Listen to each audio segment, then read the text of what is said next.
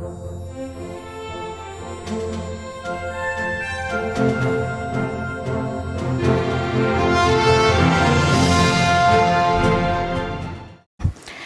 Amte's life and work serve as a powerful testament to the transformative power of compassion, courage, and selflessness.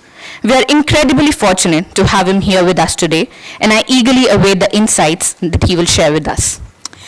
Dr. Mandakini Prakash Amte, a Raymond Magsaysay awardee for community leadership, is a dedicated medical officer and an advocate for the Madhya Gond tribal community in the Dandakaranya forest.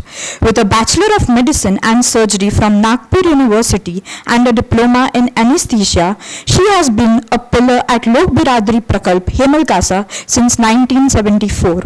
Her impactful contributions have earned her many prestigious accolades, including the Adivasi Sevak Award in 1986 and the Sheikh Hamdan International Award for Volunteers in Humanitarian Medical Services from Dubai in 2010-11. The Principality of Monaco recognized her and Dr. Prakash Amte's work by bringing out the postage stamp in their honor in 1995. Her journey is documented in publications like Le Dornier and Le Premier and Nagel, and has been featured in programs like Surbhi and Mano Yana Mano. We are honored to have her with us today. Please join me in welcoming this distinguished speaker. Namaste.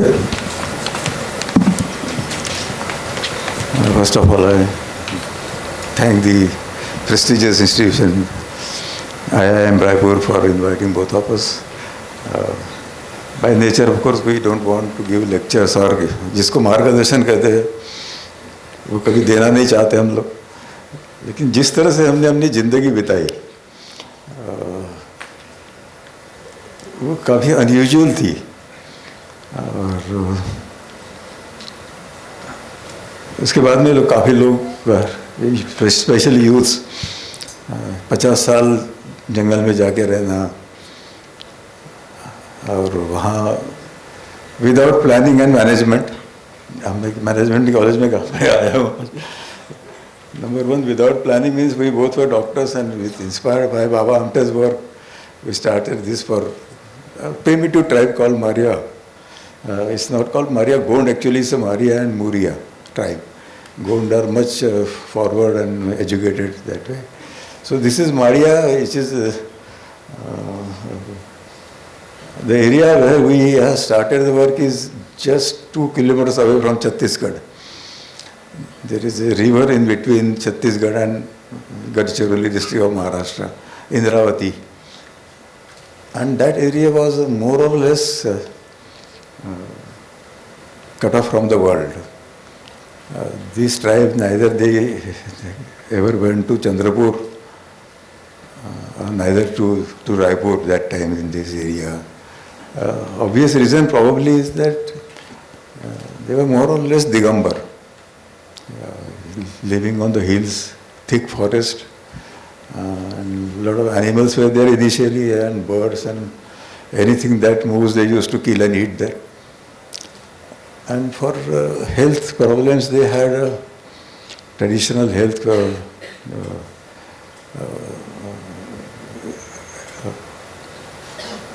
traditional health about what we call this pujari, we call their mantrik, there are different names, but there they call it pujari, where the sick persons used to go to him and then he used to give them some jadi booty and then mantras, and sometimes used to ask for a sacrifice of a chicken and goat, and rarely a human sacrifice was the practice.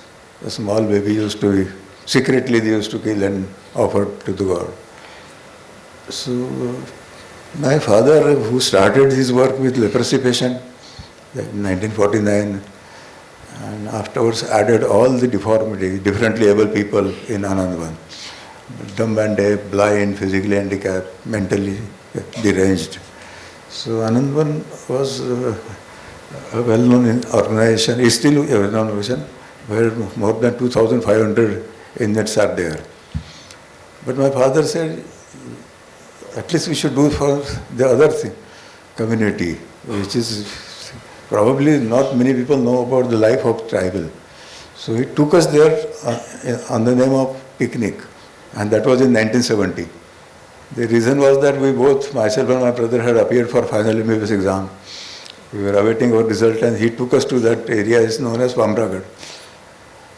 Since there were no roads, we had a four-wheel vehicle, but still for 250 kilometers it took 2.5 days to reach that place.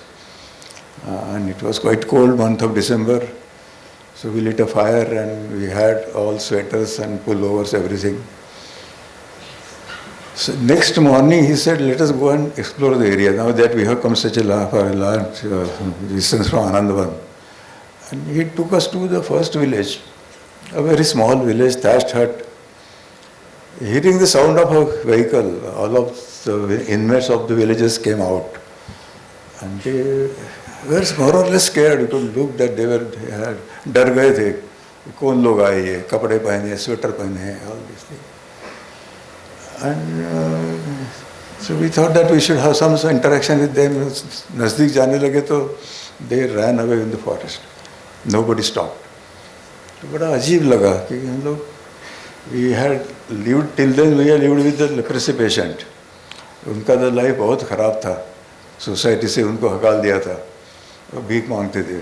उनको बाबा ने आनंदवन में लाके rehabilitation किया, उनका स्वाभिमान जागरूक किया जो भीख मांगते थे. और यहाँ तो वैसा देयर इज नो डिफॉर्मिटी है या तो कोई बीमारी नहीं दिखती थी. But why they are so scared of a civilized human being, so called civilized human being. तो बड़ा अजीब लगा. दूसरे गांव में गए, दूर दूर गांव थे, बीच में बड़ा जंगल. Same thing happened. Nobody came forward. Either when we wanted to talk to somebody, they ran away. तो शाम तक हम जैसे हमें त्रिवेणी संगम भी है वहाँ पे हमारा मुकाम था. We lit a fire again because it was so cold. तो हम लोग सोच रहे थे अपने दिमाग में जब impressions दिन में जो देखे. So the Baba said, now that you both are becoming doctors, and by that time we both had decided to join Baba's work in Anandvan. So he said that now you have decided to join my work. I want to do something for this tribe. तब I could realize the intention of his picnic. तो इस picnic के बहाने he wanted to show us this different life. So immediately without thinking I said, Baba, if this age, I mean he was approaching 60 years of age. आप यदि ये काम करोगे तो इतना difficult area, cut off area है. I am just 22. तो आप ये काम शुरू करेंगे तो I will take over the responsibility. तो बाबा बड़े खुश हो गए. उसी चमक इन हिज आइज कि एक बच्चे को फंसा दिया. And then we went back, results were out, the internship started. Then Baba said, now you apply to government of Maharashtra to allot us a land for the work. As everybody knows, bureaucracy, they don't reply to your application. Our internship finished, but there was no reply from government of Maharashtra. So जो होता है अच्छे के लिए होता है. तो I joined post graduation surgery. So अच्छे के लिए होता है, इसलिए मैं बोलता हूँ कि वहाँ मुझे मंदाकिनी देशपांडे से मुलाकात हुई फर्स्ट टाइम. दो she was from the same college, she was senior to me. 5.5 साल हमारा कोई संबंध नहीं था. 200 बच्चे एक बैच में थे तो कभी इससे मुलाकात नहीं हुई थी. But since she came for post graduation in anaesthesia and I was doing surgery, हमारी मुलाकात हो गई. पता नहीं 2 महीने में टेस्ट टर्न आउट, प्यार में उसका बदलाव हो गया. और फिर चर्चा होने लगी कि बाबा का बेटा एक लड़की को घुमा रहा है. बाबा का नाम हुआ था नेचुरली, और विदर्भ में ऐसी चर्चा चलती थी. तो फिर बाबा के जो ये खबर पहुंच गई तो ही इन्वाइटेड अस. बोले हम इसको लेके आए, ऐसी चर्चा चलना ठीक नहीं है. तो she was invited to Anandwan. She came for the first time. और Anandwan by the time was a beautiful project. I mean it was ग्राम पंचायत हो गई थी. lot of gardens were there. In spite of having leprosy patient, blind and all this, it was pleasant. तो वो देखने के बाद बाबा ने देखा कि ये बहुत खुश दिखती है. He said, Prakash had given me a word that he was going to serve the tribal figure in the Pamragad area. Do you know? उसने बोला ठीक है, मुझे उसने बोला है और मैंने हाँ कहा. So being a practical man he said immediately अपनी शादी कर दो. इनकी एजुकेशन चल रहा था फिर भी शादी बनवा दिया हमारी. 72 में शादी कि बाद में बड़ा भाई की शादी पहले होना चाहिए ऐसा सभी को लगता है ना, ट्रेडिशन. तो बोली तब तक बड़े भाई की शादी नहीं हो जाती तो इसका भी डिसीजन बदल सकता था. दैट्स व्हाई ही सेड्स हाँ ड्यूरिंग एजुकेशन हमारा शादी लगा 72 में. शादी में सब ट्रेडिशन ब्रेक किया. काफ़ी लोगों को मालूम होगा we broke all the traditions. वहाँ कोई पंडित जी नहीं था, यहाँ मुहूर्त नहीं निकला, संडे का दिन सबको छूट फ्री होता है और स्वीट्स नहीं थे. उस साल अकाल था 72 में, बहुत बड़ा अकाल था महाराष्ट्र में. कुछ लोग भूखे मर रहे थे. तो हमने बोला फिर हमने को क्या अधिकार है अपना. तो इस तरह से इसने अपने पेरेंट्स को भी काफ़ी उसको कन्विंस करना पड़ा. वो भी ट्रेडिशनल थे, नागपुर के आरएसएस के स्वयंसेवक भी थे. तो इसने अपनी जिद पे अड़ी थी. उनको फिर उन्होंने देखा शायद ये अभी नहीं मान रही तो रिलेक्टेंटली दे एग्रीड. और अपने रिलेटिव्स लेके आनंद आए. हमारी शादी 15 मिनट में ख़त्म हो गई. शादी के बाद कहाँ जाना. बाबा के पास पैसा नहीं था, जमींदारी छोड़ दिया था पूरा, घर से एक पैसा नहीं लिया.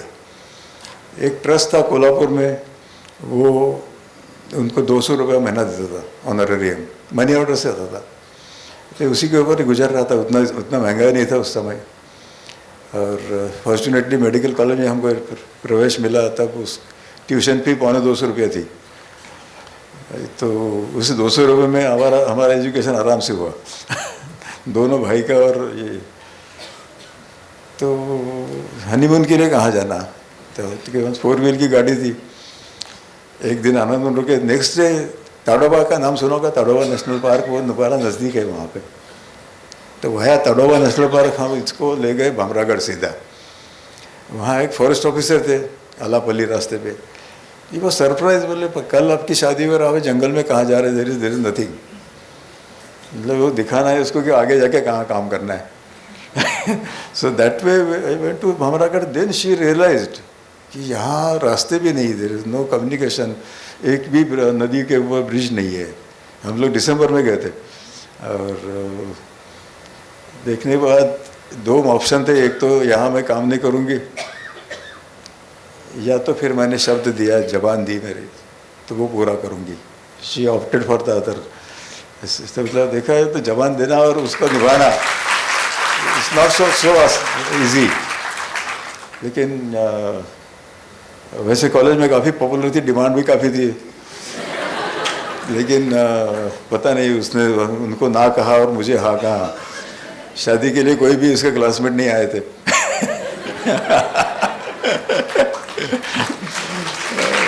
और 73 दिसंबर में ज़मीन मिल गई गवर्नमेंट ऑफ महाराष्ट्र के 50 एकड़ का जगह. और वहाँ जाके हमने पोजीशन लिया. बाबा पहले जाके संस्था के नाम से पोजीशन लिया. एक टीन शेड बनाया. टीन शेड का इसके लिए कि जैसे वो बारिश आ गई जून में तो 6 महीना पूरा कटाव, पूरे नदी नाले भर जाते थे. तो नोबडी कुड कम. तो 6 महीने का राशन वहाँ स्टोर करना. क्या स्टोर कर सकते थे? राइस एंड दाल. बाकी तो आटा वाटा तो उसको तो ख़राब हो जाता था बारिश में. और थोड़ा सा ये प्याज और आलू. और हमारे दोनों के रहने के लिए क्या करना था, एक छोटी सी थैच हट बनाया था. उससे दरवाज़ा नहीं था, उसको वो बम्बू का मैटिंग होता है वो बता के. तो ये अनस्थेशिया में लेक्चरशिप कर रही थी, उसने रिज़ाइन कर दिया. मैंने एमएस छोड़ा और वह जाके बैठे वहाँ पे. और फिर कैंडल लाइट, बिजली का तो सवाल ही नहीं था. वो कंदील आपको जानते हैं आजकल, पता नहीं है, लालटेन बोलते थे. या आजकल से ज़्यादा लोगों को पॉलिटिक्स में होंगे तो लालू प्रसाद का इलेक्शन सिंबल है लालटेन. तो उसी के ऊपर हम रात का गुजारा करते थे, लालटेन लगाए. और 5-6 वॉलंटियर्स बाबा के प्रेरणा से आए थे. So it has become a new family. 6-7 volunteers from cities. And she अभी I am only married, so she was the only lady person there. तो उसने किचन की जवाबदारी. और पहले दिन से कम्युनिटी किचन. और खाने के लिए क्या बनाए थे, दाल चावल, कभी गाढ़ा बनाओ कभी पतला बनाओ, उसी में नमक ज़्यादा डालो, कभी मिर्ची ज़्यादा डालो, तो टेस्ट बदलती है. तो इस तरह से चेंज करते करते सुबह शाम वो खा, उसकी तकलीफ तो नहीं थी हम लोगों को, उनको मालूम था कि यहाँ नहीं मिलने वाला है कुछ, मेंटली प्रिपेयर रहा तो कुछ तकलीफ नहीं होती। और हमारे कार्यकर्ता भी है, उनको मालूम है कि हम लोग कंप्लेंट नहीं करते तो उनको भी कुछ कंप्लेंट करने का ऐसा बोलते कि हमको भी अधिकार नहीं। फिर बड़े मज़े से खाते थे जो भी है, उसमें कभी कभी किसी ने मिस नहीं किया, ये सिटी में ये नहीं मिलता वो नहीं मिलता, यहाँ कोई भी अवेलेबल नहीं था। एनीवे तो इस तरह से तो कोई आइसोलेशन ट्रेमेंडस, बात करने के लिए कोई नहीं। गांव में जाए तो लोग भाग जाते थे, मैं जिनके लिए आए वो भी भाग जाते थे। मतलब सबसे फ्रस्ट्रेटिंग तो वो था कि पेशेंट ही नहीं आ रहे। तो लैंग्वेज का problem, Madia language is totally different from Marathi and Hindi. Dialect है वो, साउथ इंडियन एक्सेंट है थोड़ा सा, लेकिन वो तेलुगु से भी मिलती जुलती नहीं है, अलग ही है। तो वो कैसे सीखना चाहिए? जैसे जब तक लैंग्वेज नहीं सीखे तब तक उन लोगों को पता नहीं चलेगा।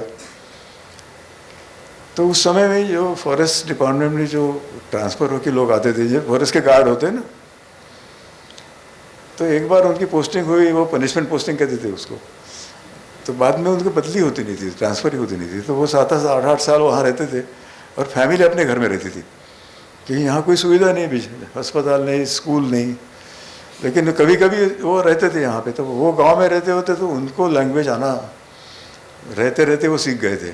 और जब उन लोगों को पता चला 8-10 गार्ड होंगे इस एरिया में कि 2 डॉक्टर झाड़ के नीचे का यहाँ एक क्लिनिक खोला है और MBBS है और ये यहाँ आदिवासी के लिए आया है, तो उनको भी थोड़ी सी बीमारी हो गई, खांसी जुकाम या बुखार होगा, तो वो साइकिल से आते थे। तो उन लोगों से इस मंदाकिनी ने डिक्शनरी तैयार की, माड़िया भाषा में नाम को क्या कहते, गांव को क्या कहते, बीमारी का हर एक है ना, मतलब हर पार्ट का नाम क्या है, बॉडी लंग हेड को क्या कहते। हाँ, तो वो लिख लिया, डिक्शनरी तैयार किया। फिर गांव में जाके वो उससे फिर उनकी भाषा में बोलने का प्रयास करते थे। थोड़े दिन बाद लोग रुकने लगे कि ये जाते ही नहीं, अभी रोज़ आ रहे तो वो रुकते थे लेकिन बात नहीं करते थे, लेकिन उनकी भाषा में बोलने लगे। तो फिर उनकी परंपरा क्या है, हम लोग स्टडी कर रहे थे। तो हर गाँव में वो पुजारी होता था, तो जैसे बीमार गिर गया तो उसके पास चले जाते थे। जड़ी बूटी के साथ में मंत्र तंत्र, ब्लैक मैजिक में बिलोसा था और सेक्रीफाइस। छोटी मोटी बीमारी तो ठीक हो जाती थी उनकी, साइकोलॉजिकल भी असर होता है उसका। और जो असल में बीमार थे उनको, जो उनके मंत्र तंत्र और सेक्रीफाइस और जड़ी बूटी ठीक नहीं हुए, उस पेशेंट को वो बोलता था कि मेरी तो कोशिश पूरी हो गई, अब इसको ले जाइए वापस और भगवान के भरोसे छोड़ दीजिए। तो हम तो घूमते थे गांव में, तो ऐसे भगवान के भरोसे जब पड़े थे अपनी झोपड़ी के सामने, तो उनके पेरेंट्स को या रिलेटिव्स को हमने बोला कि अब हमको एक मौका दीजिए, यहाँ ले जाइए, खटिया पे डालो, उठा के लेके आओ। उनको भी मालूम था अब ये नहीं गया तो मरने वाला है, तो एक बोलते गए तो कम से कम लेके जाओ। तो हमारे का सामने झाड़ के नीचे जहाँ क्लिनिक था वहाँ ला के रख देते। तो शुरू में जो 4-5 पेशेंट थे जो सीरियस थे, हमारी एग्ज़ाम में थी, मतलब हमारी परीक्षा ले रहे थे कि डायग्नोसिस कैसा करें, विदाउट इन्वेस्टिगेशन डायग्नोसिस कैसा करें। लैंग्वेज भी ज़्यादा अच्छी आती नहीं, थोड़ा सा एग्जामिनेशन करो, डिबेट करो, क्या हो सकता है क्या नहीं हो सकता है, और फिर फाइनली कुछ राइट और रॉन्ग डायग्नोसिस से डिसाइड करके उसके मुताबिक लाइन ऑफ ट्रीटमेंट। तो इस तरह से फिर से मैं हरदम बोलता हूँ कि हमारे तकदीर से जो हमारा डायग्नोसिस ठीक हुआ, और जो पेशेंट कंधे पे उठा के लाया था खटिया पे, वो जाते वक्त अपनी खटिया कंधे पे लेके वापस गया। सो ये एडवर्टाइजमेंट, इससे ज़्यादा अच्छा एडवर्टाइजमेंट नहीं हो सकता है, भाषण से नहीं होगा। वो बारात लेके आते थे सीरियस पेशेंट का, तो मतलब 10-15 लोग वो मदद करने के लिए होते, और सब गांव से आते थे, तो पता चलता था एरिया को कि ये जा रहा है हेमल का साहब। और जैसे 4-5 दिन या 8 दिन जैसे भी उसकी बीमारी हो ठीक होगी, यदि अपनी खटिया अकेले कंधे पे लेके जा रहा है उस रास्ते से, तो अपने आप मैसेज, तो फिर चारों तरफ से लोग आने लगे यहाँ। तो फिर बस्तर में मैसेज चला गया, रिश्तेदार उधर भी थे। तो एक बीजापुर डिस्ट्रिक्ट है आपका, शायद बस्तर में होगा, वहाँ उधर नारायणपुर है हमारे पास में, तो 100 किलोमीटर करीबन डिस्टेंस होगा। तो वहाँ से पेशेंट आते थे, 3-3 दिन लगते थे पैदल। बीच में नदी है, नदी पे छोटा कनूर रहता था, डगआउट, तो उससे ट्रांसफ़र नदी को तो ये बैठ के उस पर अस्पताल पहुंच जाते थे। अस्पताल आने लगे तो हमको बड़ी खुशी हुई, जिनके लिए आए कम से कम उनका विश्वास आया। और 2 साल के बाद 40,000 पेशेंट हर साल आने लगे और डिस्टेंस था 150 किलोमीटर्स, चारों तरफ से लोग आ रहे। अच्छा भी लगता था और फिर चैलेंजेस भी थे कि हम तो सबके स्पेशलिस्ट नहीं थे। ऑर्थोपेडिक पेशेंट बहुत आते थे क्योंकि डिफिशिएंसी थी, गिर गया तो हड्डी टूट गई, विदाउट एक्सरे फ्रैक्चर डायग्नोज करो। तब तक हमको पता चला था कि इनका टॉलरेंस बहुत ज़्यादा है, पेन टॉलरेंस। तो फ्रैक्चर होता है तो सूजन आती है, ये हाथ या पाँव को, उसके नीचे और ऊपर पकड़ के हिलाते थे हम लोग। है तो पेनफुल बहुत होता है वो, और फ्रैक्चर होगा तो you could feel the friction bone का, और हमारा डायग्नोसिस कंफर्म होता था। तो उसके बाद में फिर उसको प्लास्टर ऑफ पेरिस से बांध के भेज दिया तो महीने 1.5 महीने में वो ठीक हो जाता था। Little bit of deformity cosmetic तो कुछ नहीं था, वो एक्सेप्टेबल था। तो इस तरह से फ्रैक्चर के ऊपर हम लोगों ने अपना इलाज, मलेरिया का था उसके लिए माइक्रोस्कोप नहीं था, फिर वो क्लोरोक्विन की गोली वो दे के देखना, क्विनिन लेके गए थे सेरेब्रल मलेरिया के लिए। क्विनिन ट्रायल एंड एरर ही था, तो क्विनिन का इंजेक्शन दिया, बेहोश था और ठीक हो गया, तो डायग्नोसिस हमारा ठीक हुआ। फिर हम लोग भी ऐसे ही जाके उन्हीं के जैसे रहने, कपड़े अपने देखा होगा वीडियो में, कपड़े छोड़ दिया था मैंने। और मलेरिया हमने इस तरह से कंट्रोल किया कि हमको मॉस्किटो को काटने दिया हमको। तो शुरू में अटैक आते थे, बाद में इम्यूनिटी आ गई। पहले 2 साल में सबको हमको बुखार आया था और बाद में किसी को बुखार नहीं आया। अभी मलेरिया के लिए कभी इम्यून हो गए हम लोग। इसका मतलब ये था कि इम्यूनिटी मच्छर काटने से आ गई थी। और लोगों को भी अच्छा लगता था, अपने जैसे रहते हैं, अपने जैसे बात करते हैं। भाऊ और बहनी कहते थे वो, मतलब ऐसे डॉक्टर तो मालूम नहीं था उनका कौन है, तो ये इतने रिलेशन हो गए कि एक फैमिली मेम्बर जैसा उन्होंने एक्सेप्ट कर लिया। तो 2 साल के करीबन जैसे विश्वास आ गया तो फिर वो बाकी समस्याएं बोलने लगे। तो हम लोगों को क्या, ये जो गार्ड लोग हैं या कॉन्ट्रैक्टर्स है, काम के लिए बुलाते।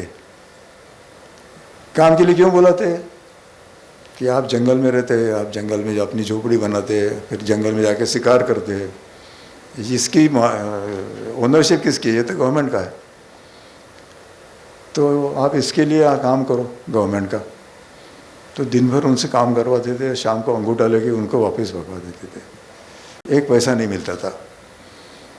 तो ये जो 4-5 गांव के लोग मिल के आए हमारे, तो हमको बहुत ही मतलब इस बार शॉकिंग फॉर अस। ये सिविलाइज आदमी जिसको तनख्वाह मिल रहा है, क्लास 2 ऑफिसर है, और ये भूखे है, ये तन पे वस्त्र नहीं है और खाने के लिए अनाज नहीं है, उनसे काम लेना, इसके लिए भी हिम्मत चाहिए। लेकिन बहुत शॉकिंग था हमारे लिए। जिनके लिए हम गए, सब कुछ, कोई संबंध नहीं था, और ये इनके लिए इनको तनख्वाह मिल रहा है, ये उनका हक का पैसा अपने तिजोरी में डाल रहे। एनीवे फिर हम लोगों ने कंप्लेंट लिखवाई, और कंजर्वेटर ऑफ फॉरेस्ट और कलेक्टर, थोड़ा लोगों को मालूम हो गया था कि डॉक्टर आमटे कपल जाके बैठा है वहाँ पे। तो हमारे तरफ से जो कंप्लेंट गई तो उन्होंने एक्शन लेके सस्पेंड करवाया। ये बड़ा मैसेज था बाकी आने वाले को, अब पैसा खाया तो अपनी नौकरी जा सकती, तो पैसा देने लगे। तो हम और हमारे जो वॉलंटियर्स साथ में काम करने थे, हमने बोला कि हम हर एक को जैसे स्पून फीडिंग, उन्हों को जागरूक होना चाहिए, इसलिए एजुकेशन इम्पॉर्टेंट है। ये उसे विदाउट प्लानिंग, पैसा तो नहीं था और प्लानिंग भी नहीं था। झाड़ के नीचे अस्पताल था, अपना क्लिनिक, लेकिन हमारे सब वॉलंटियर्स बड़े अच्छे थे, डेडिकेटेड थे। बोले ये सही बात है, राइट्स के लिए एजुकेशन इम्पॉर्टेंट है। तो 76 में स्कूल स्टार्ट किया। तो ये उनके लिए नया कंसेप्ट था। अब हमारे बच्चे आप अपने प्रोजेक्ट में रखेंगे। 2-3 डाउट्स थे उनके, वो हमारे जो गाँव से जाते आते उनको यदि किसी स्नेक बाइट हो या कहीं शेर ने काट लिया तो इसके जिम्मेदार कौन? अलग अलग दूर गाँव थे सब। और दूसरा एक है कि आप ले जाएंगे फिर वापस नहीं करेंगे। हमारे बेटे, यार आपको क्यों कर रहे हैं आप ये जो उनके दिमाग में जाना मुश्किल था ना, क्यों कर रहे, पैसा भी नहीं लेते आप, उनके पास नहीं भी था। हमने बोला अस्पताल में आने के लिए आपके मन में काफ़ी डाउट्स थे, तो आप हज़ारों की संख्या में आ रहे हैं।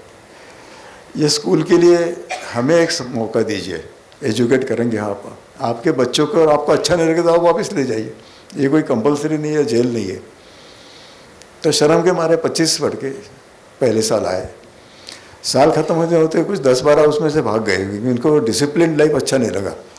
स्कूल में तो थोड़ा डिसिप्लिन होता ना, इतने बजे उठो, स्टडी करो, स्कूल के क्लासेस। तो एनीवे 15-16 बच्चे बचे, तो उनको बहुत अच्छा लगा कि यहाँ तो एजुकेशन मिल रहा, राइट्स के बारे में पता चला, खेती सिखा रहे। खेती का मैं एक ऐसा बोलो, जैसे डॉक्टर कहता है कि खाना खाने के बाद आप वहाँ गोली खाओ, और इनके पास खाना खाने के लिए अनाज नहीं। तब हम रियलाइज़ किया कि उनको ये भी सिखाना चाहिए कि हाउ टू ग्रो, फार्मिंग सिखाओ। तो फार्मिंग सिखाने लगे हम लोग, और वोकेशनल ट्रेनिंग, बाम्बू काफ़ी है वहाँ पे, बाम्बू क्राफ्ट है, मेटल क्राफ्ट है। तो हमारे जो वॉलंटियर्स सब मिलके उनको अपने फैमिली जैसे रखा। तो वो 15 बच्चे जो बचे थे वो दूसरे साल में गए और 15 लेके आए, और 4-5 ही भाग गए। और 2 साल के बाद में सभी को पता चला कि ये बहुत अच्छा उपक्रम है, तो खुद होके पेरेंट्स अपने बच्चों को लाने लगे। पहले साल 2 लड़कियां थी, और उसके बाद में उनका नंबर बढ़ते गया। आज का मतलब तो कटिंग स्टार्ट, अभी तो उसको भी 50 साल हमारे प्रोजेक्ट तो पूरे हुए। अस्पताल में तो काफ़ी सारी सुधारणाएँ आ गई। 22 साल के बाद बिजली आ गई, 25 साल के बाद टेलीफोन है, अभी वाईफाई भी है। तो अभी काफ़ी सारी डेवलपमेंट हुई। लेकिन एजुकेशन से क्या हुआ, पहले बैच का एक लड़का 12वीं तक गए, 3 लड़के गए थे। वरोरा में हमारा कॉलेज है 10+2, तो वहाँ भेजा आनंद वन में। वो 3 में से एक लड़का बोला मेरा एजुकेशन बहुत हो गया, 12 साल पढ़ा मैं। वापस आके वो फॉरेस्ट का गार्ड बना। तब तो कोई एजुकेट नहीं था, तो उनको एम्प्लॉयमेंट नहीं मिलता था, तो ये बोले मैं गार्ड बनूंगा। दूसरा था बोले मुझे टीचिंग अच्छा लग रहा है, तो मैं डीएड करके टीचर बनूंगा। और तीसरा बोले मुझे मेडिकल कॉलेज जाना है। तो उसके मार्क से उसको हमारे मेडिकल कॉलेज में नागपुर के उसको एडमिशन मिला, और वो एमडी गायनिक हमसे ज़्यादा पढ़ के वापस आया। और अच्छी बात यह है कि he came back to the district, आज भी वही पे है। यदि वो एग्ज़ाम वगैरह देता था अभी तो डायरेक्टर बन जाता, या बम्बई जाता तो। But he came back to Gadchiroli, वहीं पे आज भी काम कर रहा है। कन्ना मड़ा भी वो तो काफ़ी फेमस हो गया, उसके ऊपर भी एक पिक्चर आई थी। इस जमात का पहला लड़का जहाँ कोई एजुकेशन नहीं था और मौका मिलने से डॉक्टर बन गए। तो इस तरह से आज काफ़ी बच्चे, नीट के क्लासेस भी चल रहे हैं। लास्ट ईयर 6 बच्चों को मेडिकल कॉलेज में एडमिशन मिला, अपने यहाँ वॉलंटियर्स ने पढ़ाया, एक पैसा ना देते हुए। नीट के क्लासेस चलते, और इंजीनियर भी काफ़ी बने। एक को आईआईटी में एडमिशन मिला, भोपाल में ही, वो अभी विदेश जा रहा। और हर फील्ड में इनको मौका दिया तो उन्होंने उसका फ़ायदा उठाया। मतलब ये तो म्यूचुअल होना चाहिए, मौका देने से नहीं होता, उन्होंने मेहनत करना चाहिए। तो बच्चों ने मेहनत किया। और स्पोर्ट्स में एक वॉलंटियर स्पोर्ट्स में आया हमारे काम, उनको सिखाने के लिए। तो 2 लड़कियां नेशनल में गोल्ड मेडलिस्ट है, जो खेलो इंडिया में सिलेक्ट हुई। अभी और स्टेट और नेशनल में हर साल काफ़ी बच्चे, लड़कियां, एथलेटिक्स में काफ़ी नाम कमाया उन्होंने। तो और अभी आर्टिस्ट एक आई है मुंबई से, फिर वॉलंटियर का एक आई है, जीडी आर्ट है, उसने बच्चों को मोटिवेट किया है। 300 लड़के लड़कियां एलिमेंट्री को शायद सब के सब 100% पास हो गए। तो वो भी एक एक्टिविटी चल रही है। तो इसे ये 0 से शुरू किया हुआ, एक झाड़ के नीचे क्लिनिक। ये देखते देखते मतलब हमारा 50 साल कैसे निकल गया हमको पता नहीं चला। ये थोड़ा हाँ बताना भूल गए कि हमारे बेटे भी वहीं पढ़े आदिवासियों के साथ में। जब जैसा उनका जन्म हुआ, फिर बड़े हुए, घर का स्कूल था, तो उनको कंपटीशन नहीं मालूम था और उनको रिजर्वेशन नहीं था। तो जब 12वीं पास हो गए तो उनको प्रॉब्लम आ गए, उनको एडमिशन नहीं मिला। उसके साथ में जो आदिवासी बच्चे थे उनको एडमिशन मिला, एक को बम्बई में मिला, एक को नागपुर में मिला MBBS को, और ये घर वापस आया। हमको बहुत बुरा लगा, मतलब तब तक नहीं लगा, लेकिन इसके बाद में ऐसा तो नहीं लगा कि हमने इन लोगों को, बच्चों का नुकसान किया। तो हमारे कुछ गुडविल थी, दोस्त थे, तो उनको भी बहुत बुरा लगा। तो प्राइवेट कॉलेजेस तब मेडिकल महाराष्ट्र में शुरू हुए थे, वर्धा में है दत्ता मेघे करके, वहाँ इन्हें एक मेडिकल कॉलेज खोला था। तो 2 कैटेगरी थी, फ्री सीट और पेइंग सीट। तो उन्होंने, हमारे दोस्तों ने उनको रिक्वेस्ट किया कि आप इनको फ्री सीट दीजिए, पेइंग का तो सवाल नहीं, लाखों रुपया लगता है। तो उन्होंने इसको सीट दे दी। हालांकि एक कोई कोर्ट में गया था कि तो एक सीट का नुकसान हो गया ना, इसको दिया मतलब जो एलिजिबल था उसको ना। तो कोर्ट में वो उसका भी टेंशन आया था, कोर्ट भी सिंपैथेटिक था। कोर्ट ने बोला है तो इसकी क्या गलती है, आपने एडमिशन दिया, आप 50 फ्री सीट थे तो आप 51 करो, उसको भी दे दो। तो इस तरह से मतलब वो डॉक्टर बन गए, और डॉक्टर बनने के बाद वापस हेमलकसा आ गए। हमारे पिताजी थे तब, ही वॉज सो ओवरवेल कि 3rd जनरेशन है ना, मेरा बेटा बहू आ गई। अब वो MBBS होना, और बाबा को जाके अपने कमरे में जाके बोला हेमलकसा में कि मोटे बाबा कहते थे उनको, पिताजी को, कि मैं अभी MBBS हुआ और मेरी इच्छा है कि माँ बाप के काम में मैं शामिल होऊंगा। तो ये बाबा को बहुत ही मतलब ही was really overwhelmed, tears flowing down, कि ये बिना बताए बिना कहे कि वो अपने आप फिर उसके शादी का प्रॉब्लम था, वो मेरे जैसा होशियार नहीं था, उसने अपनी शादी तय नहीं की। तो फिर माँ के पीछे पड़ा कि अरे शादी तय करो तुम, और डॉक्टर होना बेसिकली, वो जात पात का सवाल नहीं, लेकिन वहाँ काम करने के लिए जितना जाओ। तो इसने मैरिज ब्यूरो के थ्रू बहुत कोशिश किया, 2 साल में किसी ने अप्लाई नहीं किया। लेकिन एक दिन गोवा से फ़ोन आया कि मेरी बेटी ने प्रोफाइल पढ़ा है, उसकी इच्छा है। तो हम लोग तो बोले गोवा इतना दूर है, 1500 किलोमीटर, उसको कैसे अच्छा लगेगा यहाँ पे। तो हमारे कुछ दोस्तों ने सुझाव दिया कि पूना में दोनों से मिला दीजिए अकेले में। इसको हम पूना भेजा, वो गोवा से पूना आए, और दोनों ने 24 घंटे में तय कर लिया हम शादी करेंगे। वेवलेंथ जुट गई होगी। और ये कोइंसिडेंस ऐसा रहा, मुझे बताया नहीं कि जो चैलेंजेस थे हेल्थ के, हम लोग गायनेकोलॉजिस्ट नहीं थे, तो डिलीवरीज नॉर्मल या फोर्सेप डिलीवरी तो काफ़ी कर चुके हम लोग, जिसमें मुझे इंटरेस्ट भी नहीं था, लेकिन वहाँ जो प्रॉब्लम आती है उसके लिए। लेकिन कभी जो से ट्रांसफर्स लाए बोलते, जिसको जो बेबी ट्रांसफर्स होगी तो सिजेरियन करना पड़ता, तो वो हम नहीं कर पाते थे, कभी सीखे नहीं, ब्लड नहीं, कुछ नहीं। पुराने ज़माने में डिस्ट्रक्टिव सर्जरी करते थे बच्चे को काट को, तो कभी तो हमको दोनों को करना पड़ता था, बच्चे को सैक्रिफाइस करो और माँ को और एक मौका दो। It was really difficult decision for us. उनके लिए नहीं था, मतलब ये तो आश्चर्य है, उनके लिए नहीं था। डॉक्टर साहब बोले आपको जो चाहे जो करो। तो हमारे लिए डिफ़िकल्ट था कि बच्चे को काट के कैसे निकालें, लेकिन कुछ किया हमने। और उसके बाद में उनको समझाए थे कि नेक्स्ट टाइम जब भी आप कंसीव करेंगे तो रेगुलर चेकअप के लिए आ जाओ, और नॉर्मल डिलीवरी करने की कोशिश किया, और हुई भी ऐसी। तो हमारा थोड़ा गिल्ट भी कम हुआ। इस बैकग्राउंड पे जो हमारी बहू थी गोवा की, वो गायनेकोलॉजिस्ट है। 2003 में उनकी शादी हो गई। ऐसे ही शादी, सब ट्रेडिशन शादी हमारे घर में हो गई। और लेकिन तब से यदि ऐसे डिफ़िकल्ट लेबर आया या कहीं सिजेरियन करने की ज़रूरत पड़ी तो मंदाकिनी अनस्थीसिया देती है, और हमारी बहू सिजेरियन करती है तो दोनों की जान बच जाती है। ये तो मतलब ये बिना बोले ऐसा ही कोइंसिडेंस है कि वो गायनेकोलॉजिस्ट निकली, MBBS की अपेक्षा थी। तो तब से वो 2 बेटा और बहू अस्पताल की जिम्मेदारी वो संभालते हैं। अभी 50 बेड का अस्पताल बना है, एक्सेप्ट MRI की उसकी ज़रूरत नहीं, इसलिए बाकी सब सुविधाएं हैं। और बाहर के डॉक्टर्स बहुत आते, नागपुर से आते, बम्बई से आते सर्जिकल कैंप्स करने के लिए। और यहाँ आदिवासी की वहाँ फ्री ट्रीटमेंट हो जाती, उनको भी सेटिस्फेक्शन मिलता है। 2 दिन कुछ पुण्य का काम किया। प्राइवेट प्रैक्टिस चलती है, पैसा तो कमाते हैं, लेकिन इसके तो 40 साल से ऐसे कैंप भी चल रहे हैं। तो उनमें भी काफ़ी मोटिवेशन है। या भाई हमको ज़रूरत पड़ी कि ये पेशेंट के लिए यहाँ सुविधा नहीं है, तो एक उसके लेटर लिख के भेज दिया, तो वो डॉक्टर जहाँ भी भेजे, नागपुर बंगाल या पुणे, वहाँ फ्री ट्रीटमेंट मिलता है उनको। ये अपना रेपुटेशन की वजह से मतलब अपना कर। तो इस तरह से हेल्थ हो गया। फिर एजुकेशन में छोटा बेटा वो पॉलिटेक्निक का इंजीनियर है, वो भी बोला मैं भी यहाँ के काम करूँगा। उसकी वाइफ है, वो उसका लव मैरिज है, पूना से है, वो MA इकोनॉमिक्स किया है, और दोनों ने उसकी जिम्मेदारी उठाई। हेमलकसा में 1st to 12 650 बच्चे हैं, उसमें से आधी लड़कियाँ हैं, अभी 50-50 हो गए।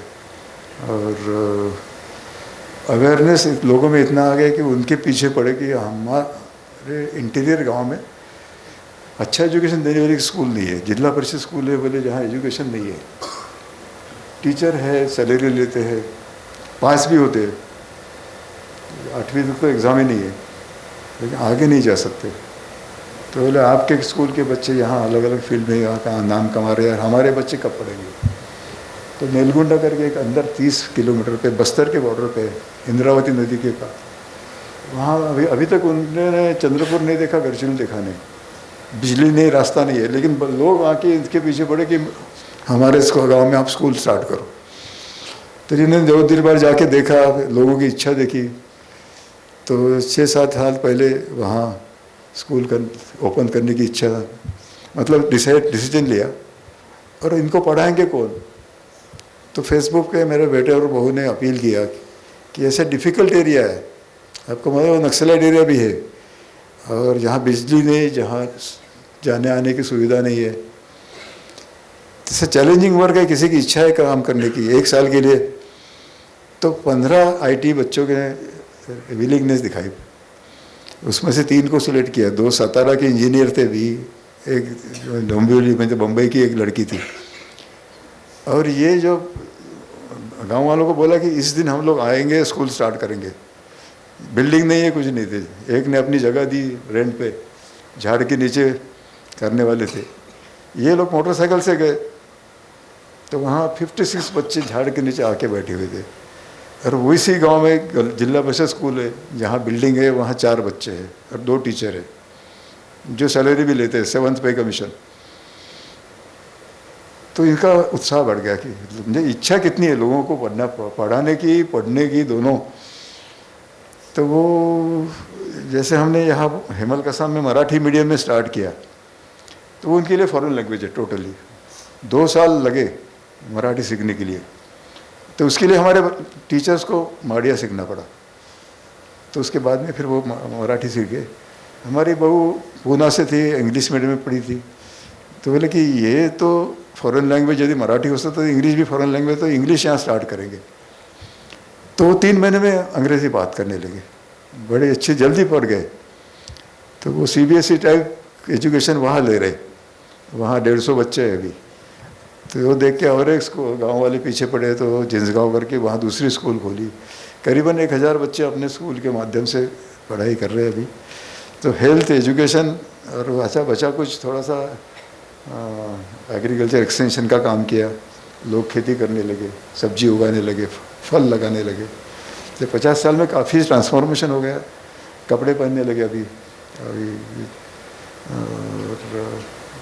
बचा तो एनिमल्स का, उसके लिए ज़्यादा फेमस हूँ मैं। जो ऑर्फनेज है अपने यहाँ है, अमटेज एनिमल आर्क। ट्रेजेडी है वैसा कि एनिमल्स के लिए ट्रेजेडी कि उनको कैप्टिविटी में रहना पड़ता, लेकिन ये शुरुआत ऐसी हुई कि हम लोग जैसे जंगल में घूमते घूमते हम लोग एक हंटिंग पार्टी को क्रॉस करने लगे, तो उन्होंने बंदर की शिकार की थी, रेसस मंकी, और हाथ पाँव बांध के उसको लटका के ले जा रहे थे। और नज़दीक आया, देखा तो जिंदा बच्चा मरे माँ का दूध पी रहा था। तो फिर रोका हमने, तो उसने बोले इसको दे दीजिए हमें। तो हमारे बच्चे गांव में भूखे, वो क्या खाएंगे? मतलब जब भूख होती है तब कोई चॉइस नहीं होता। हमने ये देखा वहाँ जाने के बाद, सांप खाते थे, पंछी मार के खाते थे, चींटियाँ, रेड हैंड्स, चूहे। तो हम तो रुक गए थोड़ी देर, फिर ने बोला कि इसके बच्चों को खाने के लिए हम चावल देंगे। और बार्टर करके हमने वो एक बच्चा पहला घर में लेके आए, बोतल फीडिंग से बड़ा किया। एक कुत्ता था हमारे पास, उससे दोस्ती हो गई। और अस्पताल में लोग आना चालू हुआ था, वो देखते थे कुत्ता बंदर से खेल रहा है, बंदर उसके पीठ पे बैठता है वगैरह, हालांकि दुश्मन है वो, लेकिन यहाँ दोस्ती हो गई। फिर किसको हमने उनको रिक्वेस्ट किया कि ऐसे बच्चे आप मत मारिए, उसके बदले में आपको खाना देंगे। Next animal was the deer fawn, और फिर बेयर का बच्चा आ गया, माँ को मार गए कम्युनिटी हंटिंग में। तो मुझे एक हमारी फैमिली मेम्बर बढ़ते गए, घर में खुले रहते थे, एक साथ में एक बेयर, 2 कुत्ते, एक लेपर्ड, बंदर और ये डियर फॉन एक साथ में रहते थे, तो उनकी दोस्ती हो गई। इसीलिए उसको अमटेज एनिमल आर्क कहते हैं, मतलब इट्स नॉट अ जू नाइदर ऑर्फनेज। उनको तो फैमिली मेम्बर ही बन गए, तो वो नदी तक घूमने भी आते थे फ्री में, वहाँ कोई व्हीकल नहीं था, कोई सिविलियन आदमी नहीं थे।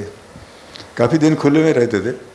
फिर स्कूल स्टार्ट किया, अस्पताल में बच्चे आने लगे, उनका रिस्क ना हो इसलिए उनके लिए पिंजरे बनाना पड़ा। और ऐसे करीबन 125 जानवर अपने परिवार में है, ऑल वेराइटीज़।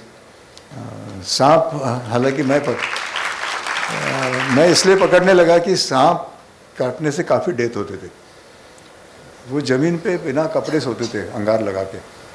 और ये सांप होता है, ये कोल्ड ब्लडेड एनिमल है, तो वो वॉर्म्स के सर्च में वो भी पास आ जाता था। और बीच में आदमी यदि क्रॉस करने जाए तो वो ठंडा ठंडा लगता था, तो वो आदमी हिलता था तो वो काट देता था। और फिर मांत्रिक के पास जाए, नॉन पॉइजनस होगा तो ठीक होता था, और पॉइजनस रहा तो मर जाता था। तो इसलिए जैसे पता चला हमको, हमने बोला कि उस मांत्रिक के पास जाने के बजाय सीधा लेके आइए, अपने पास एंटीसिनिक वेनम है। और ये सब पॉइजनस है, ये नॉन पॉइजनस। मैं फिर सीखा, पकड़ना सीखा। उसको कैसा, कभी ट्रेनिंग नहीं लिया था, लेकिन उसको एक एक सैंपल रखा अपने, ये वेनमस ने का, ये नॉन वेनमस है। स्कूल के बच्चों को सिखाया। और जैसे इम्पोर्टेंट ये है कि time factor is more important. जैसे काटा वैसे वो अस्पताल में आया तो वो ज़िंदगी बचने के चांसेस ज़्यादा है। तो लोगों में अवेयरनेस आ गया। और अभी तो कपड़े पहनने लगे, अभी तो उनको ज़मीन पे अंगार के पास सोने की उतनी ज़रूरत नहीं। तो ज़मीन के अंगार के पास होते तो जलने के केसेस भी होते, बर्न की केसेस कॉन्ट्रैक्ट से होता था। लेकिन आजकल वो पैटर्न ऑफ डिजीज़ बदलने लगा 50 साल में। तो ये ऐसा करते करते ये प्रोजेक्ट बढ़ते गया। दोनों बेटे बहू आ गए वापस। हम दोनों ने डिसाइड किया कि हम लोग रेगुलर जो काम करते थे उससे विड्रॉ हो जाए। और ये हमने अपने ऊपर एक कंडीशन रखी है कि जब तक वो पूछते नहीं तब तक उनको सलाह नहीं देना। ये ऐसा डिफ़िकल्ट है ये, लेकिन ये फॉर्चुनेटली हम दोनों उसमें सक्सीड हुए। जब तक बेटा और बहू पूछते नहीं कि इससे क्या करना है या आपकी सलाह मांगते, तब तक हम नहीं देते। तब तक गांव बाकी लोगों को पता चल गया हेमलकसा में क्या काम चल रहा था। आप जैसे लोग बुलाते, समय रहा तो हम जाते बहुत जगह जाके आए। मतलब भाषण तो करने की आदत नहीं, इच्छा भी नहीं होती, लेकिन काफ़ी सारे बच्चे इंस्पायर होते, वो देखा है हमने। मेडिकल कॉलेज में गए, पैसों मौलाना आज़ाद मेडिकल कॉलेज नागपुर, मैं दिल्ली में गए थे, या आपके आए हैं बेंगलोर में, कोरोना के पहले जाके आए थे। लास्ट ईयर IIT दिल्ली में बुलाया था उन्होंने। और 50 साल ये मैनेज कैसे करना, फाइनेंस कैसे, कभी सोचा नहीं हमने, क्योंकि हमारी नीड्स कम नहीं रखी। जो एडमिनिस्ट्रेशन पे खर्चा बहुत कम था। हमारा मैनेजमेंट ऐसा था कि ये खाना, सिंपल खाना सबको फ्री में मिलता था, ऑल वॉलंटियर्स। एक कॉमन किचन, एक बड़ा, एक आज तो 1000 लोग जहाँ खाना खाते हैं, बच्चे मिला के। और सिंपल लिविंग था पहले, टाइल्स के जो घर बनाए थे छोटे। तो एडमिनिस्ट्रेशन पे खर्चा बहुत कम था, 5 या 10% करते थे हम लोग। बाकी सब खर्चा या तो पेशेंट के इलाज के लिए या स्कूल के बच्चे के एजुकेशन के लिए होता था। अब काफ़ी स्टेबल हो गई है, बहुत साल हो गए, 50 साल। परसों ही गोल्डन जुबिली का प्रोग्राम किया था हमने, 23 दिसंबर को 50 साल पूरे हुए। तो एक छोटा सा प्रोग्राम बनाया था।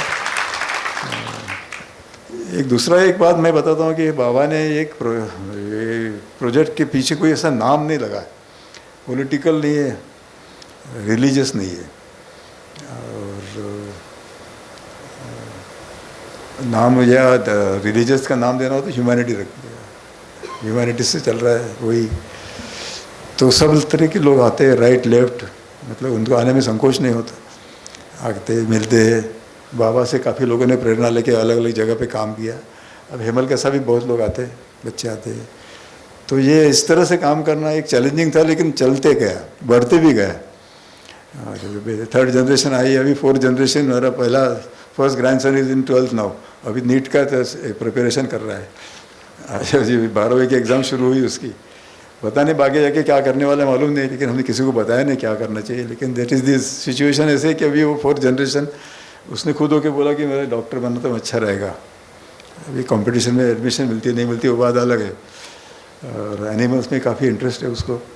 रोज़ सुबह जैसे वहाँ आए तो मेरे साथ में लेपर्ड के साथ घूमने आता है, खेत में पीछे आज भी लेपर्ड खुले घूमने आता है। लेपर्ड, बेयर, जहाँ बाकी स्ट्रेंजर्स ना हो तो इस तरह से हमारे पास जगह है खेत में, तो वहाँ जाके मॉर्निंग वॉक, लिमिटेड उनको इंडिपेंडेंस देते, और बाकी दिन भर में काफ़ी लोग विजिटर्स आते रहते। काम दोनों बेटे और बहू ने संभाला है। और देखते देखते मतलब 50 साल गए हमको। जीते यही कहानी है बस, ज़्यादा कुछ ज़्यादा ये नहीं। और आपको कुछ क्वेश्चन पूछना हो तो उसके आप पूछ सकते हैं। सर, सबसे पहले मैं आपको धन्यवाद देना चाहूँगा। मेरा नाम सुधीर है।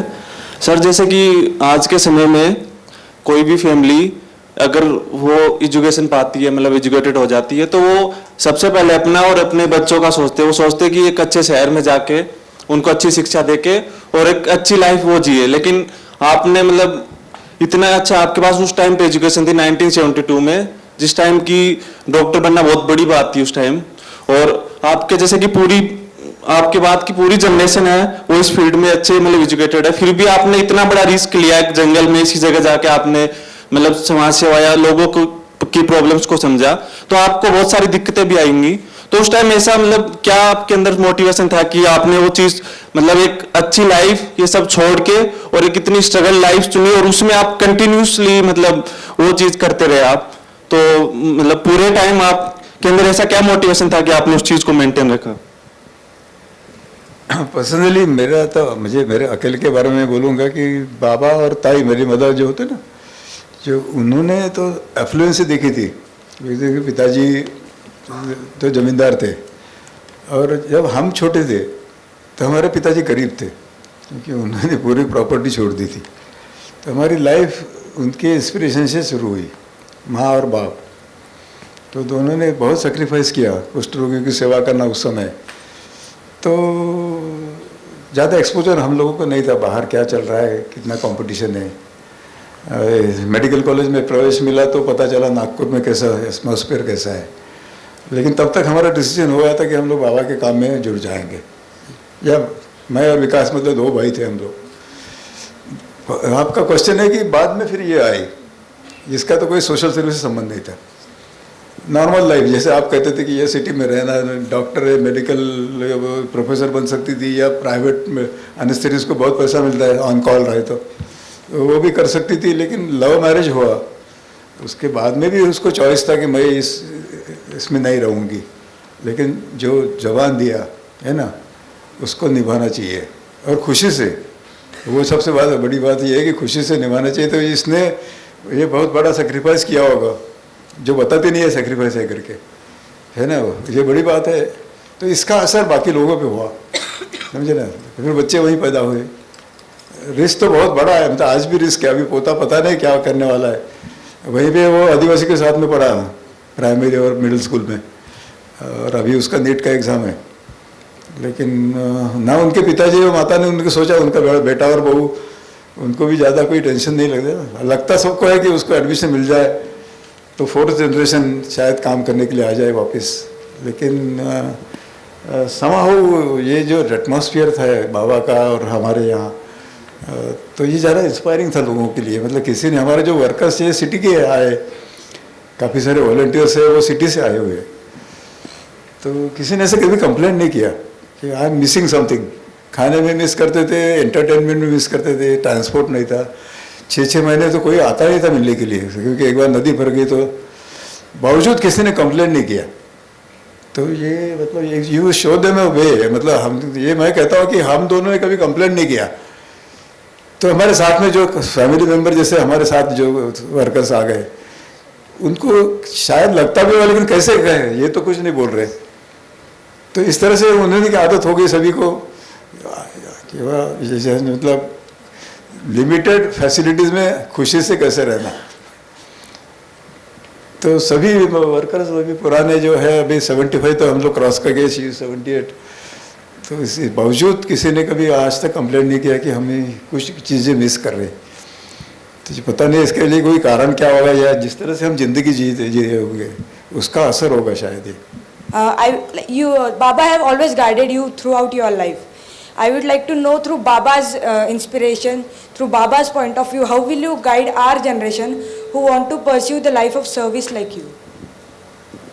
Why I started this work? It was because of exposure.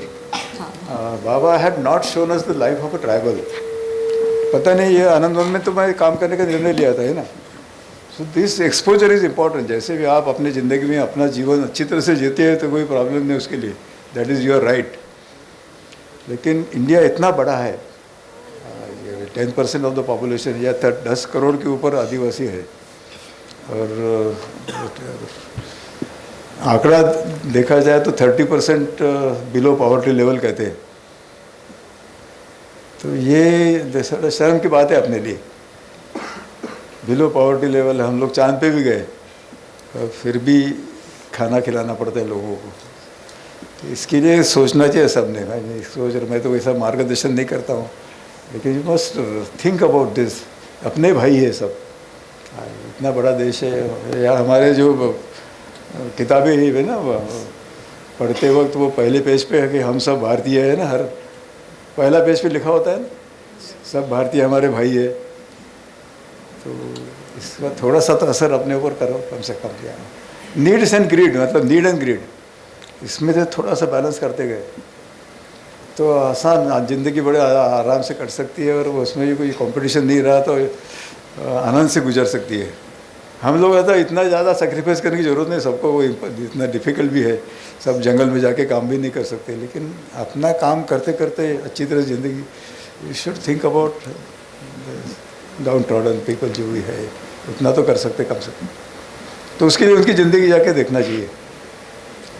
वह पता चला कि फुलबासन भाई आई थी लास्ट ईयर, या आपके उसने तो वो भी कोई पढ़ी लिखी नहीं है, लेकिन कितना बड़ा काम किया उसने. मेरी भी मुलाकात हुई थी उनसे.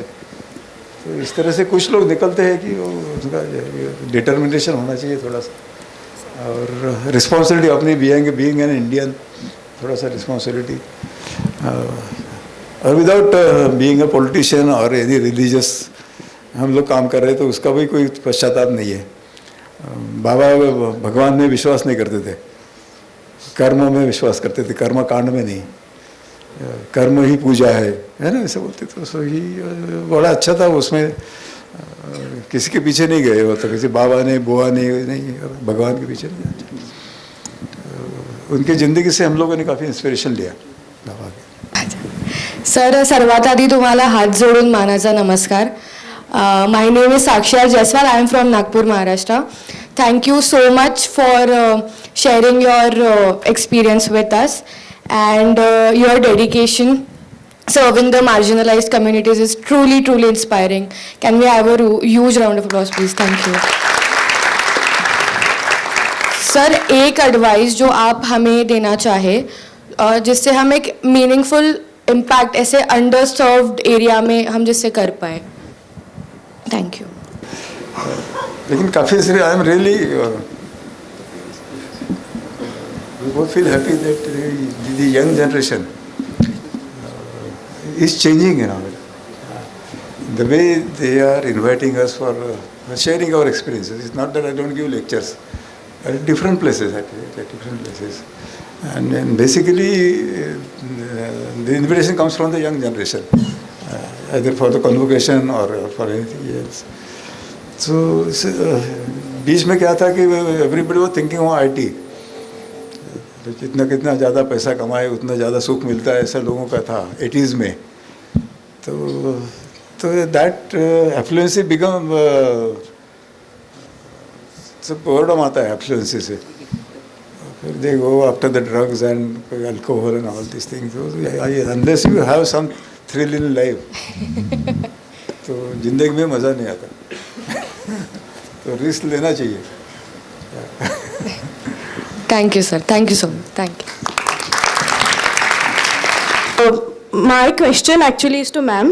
मैं आपसे पूछना चाहती थी कि जब आपने ये डिसीजन लिया कि आप उनके साथ जाके वहाँ रहना चाहती है, आपको डर कैसे नहीं लगा और आपने क्या सोचा, और फिर आपने ये डिसीजन लेने के लिए, क्योंकि शहर में रह के मैं रही हूँ शहर में, और शहर में रह के ये डिसीजन लेना कि मैं ये सब छोड़ के वहाँ अकेली जाना चाहती हूँ जहाँ कोई और औरत नहीं है, आपने ये डिसीजन कैसे लिया और आपने क्या सोचा?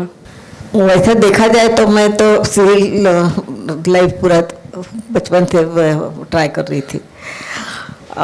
जंगल में क्या सुविधा होती है क्या नहीं ये भी मुझे मालूम नहीं था. हम लोग जाते हैं तो जंगल सफारी देखने जाते हैं, रिसोर्ट में रहते हैं और पूरा वहाँ सब माहौल अच्छा रहता है।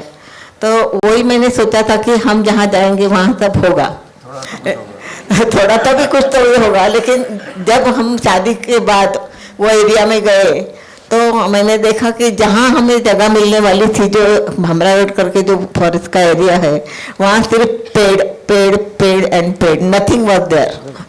तो शॉकिंग था वो, क्योंकि छोटा विलेज भी नहीं था आजू बाजू में कि जहाँ हमें जगह मिली थी। तो हाँ, तो यहाँ रहना कितना दिक्कत का है वो वहाँ जाने के बाद पता चला। लेकिन अपने डिसाइड किया है और वर्ड दिया है तो वो निभाना है और निभा सकूंगी ऐसा लगा, क्योंकि अपना मन का करेज है कि हम कर सकते हैं तो हम जरूर कर सकते हैं। और जो मैंने डिसाइड किया वो मैंने करके दिखाया। किसी के लिए नहीं, मैं खुद के लिए वो किया, क्योंकि मुझे ऐसा लगा कि शहर में तो काफ़ी सारे डॉक्टर्स हैं, उनके लिए काफ़ी फैसिलिटीज है, और वहाँ जाके देखने के बाद ऐसा लगा कि इनको ज़्यादा ज़रूरत है अपनी, और वो ज़रूरत हम पूरा कर सकते हैं। और उसमें जो आनंद हमें मिला वो आनंद अवर्णनीय है। आज तक वो अच्छा लगता है कि हम लोग थोड़ी तो भी उनकी सेवा कर सके और उनको थोड़ा सा सुकून दे सके, उनके लाइफ में थोड़ा चेंज लाए। इसके लिए मन का करेज लगता है और डेडिकेशन भी लगता है, और जो भी आपने डिसाइड किया है उसके मुताबिक चलने के लिए एक करेज लगता है, वो करेज जो करना है। और दूसरा है कि इनका साथ था, वो साथ भी बहुत इम्पोर्टेंट है। दोनों ने एक दूसरे को संभाल लिया, नहीं तो मुश्किल था रहना, क्योंकि आइसोलेशन बहुत था। मेरे पेरेंट्स भी नागपुर में रहते थे, फोन नहीं था, जाने आने में सुविधा नहीं थी, कोई आता नहीं था। अनलकीली मेरा शादी होने के बाद मेरे फादर को पैरालिसिस का अटैक आ गया और बहनों की शादी हो गई थी, तो कोई आ नहीं सका मेरे तरफ। 10 साल मेरे तरफ कोई भी आ नहीं सका, क्योंकि वो पैरालिसिस से पड़े हुए थे। माँ के लिए उनको छोड़ के कहीं आ नहीं सकती थी। तो 10 साल के बाद वो थोड़ा थोड़ा ठीक होने के बाद चलने लगे गाड़ी लेके, तो वो तब आए थे हेमलकथा में 10 साल के बाद। तब तक कोई मेरे घर में आया नहीं था मैके का, तो वो बहुत बुरा लगता था कि अपने मैके से कोई नहीं आ सकता इतने दूर, तो थोड़ा बुरा ही लगता था। लेकिन उनकी भी मजबूरी थी, तो हम लोग समझ सकते थे। हम लोग नागपुर जाते थे तो मिल के आते थे, लेकिन वो बहुत दिक्कत का काम था। वैसे भी उनकी सेवा भी नहीं कर सके, क्योंकि हम बहुत दूर रहते थे और वहाँ तो कोई मेडिकल फैसिलिटीज़ भी नहीं था, हम वो लोग उनको लेके भी नहीं आ सकते थे। अभी अच्छा लगता है कि उन्होंने कम से कम प्रोजेक्ट तो देखा, जब जिंदा थे तब तक 2-3 बार आके गए, लेकिन वो पैरालाइज थे, एक साइड उनकी कंप्लीटली चली गई थी। ऐसे जब किसी ने डिसाइड किया कि मैं करूँगी तो कर सकते हैं, आप भी कर सकते हो। पूरा जंगल में जाके बैठने की ज़रूरत नहीं, लेकिन आपके बस में जो है, आपके बाजू बाजू में जो भी दिक्कतें हैं लोगों की, वो कम करने की भी आप कोशिश किए तो भी बहुत अच्छा है। You see, let me respond to that question from a theoretical fashion. Forgetting self for the larger purpose gives you a happiness level which you cannot imagine in a normal course, possibly at this age and point in time and in the context in which we are in. And which is what I think the eminent speakers seem to be pointing out, that we really forgot ourselves or what the gains which, let's say, we get out of it out there, right? First. Second, what madam is referring to is in some sense larger context, especially in journals like Sex and Gender, it is referred to as border theory. Border theory essentially talks of what type of partner that is there. Border theory, largely speaking, it works in a negative context. Means, let's say you suffer something at your work, what you do, you get it reflected at the home, and the same happens the other way around, right? In that sense, choosing a partner who's highly appropriate is extremely important. While border theory in the literature points to the negative context, what madam is pointing out is the positive context of the border theory, and which I think in the literature it is not highly valorized.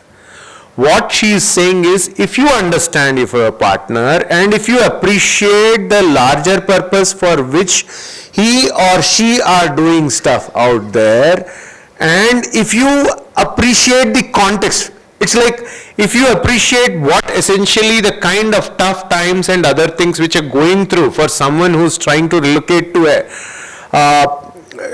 tribal area, forest area, wherein hardly there is access to infrastructure, transport, or whatever, many other things which our esteemed guests mentioned, it results in a lot of pain. And if she can help for that particular larger context out there, it results in positive gains. So in some sense, what madam is pointing out is, if you ask me, it is like the positive aspect of the border theory that is there. In summary, maybe you can also use it in your longer run context. Period. Thank you.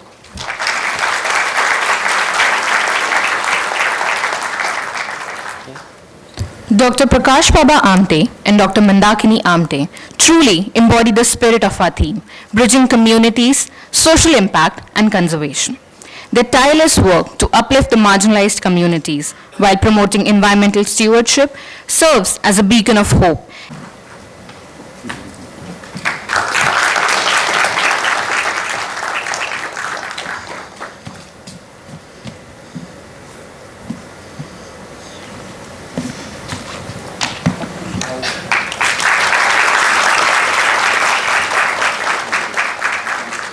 In such a tough area, they are working. Sir, I think you taught me very valuable lessons about who one should get inspired from. And I think it started a very long and continuous journey of, what qualities one can look up to in a person. So thank you very much for that, both you and Mandakini ma'am. Can we have a huge round of applause for them?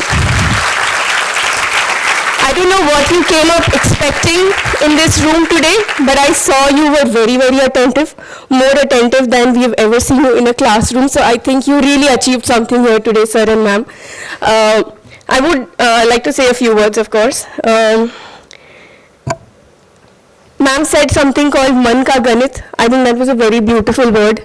I think this is something we can all use, your own mental mathematics, and how it can guide you and become a model for your life and your decisions. That was a very beautiful takeaway. And overall, what I learn and what we can all take away from your journey definitely is that, service is not a matter of inspiration.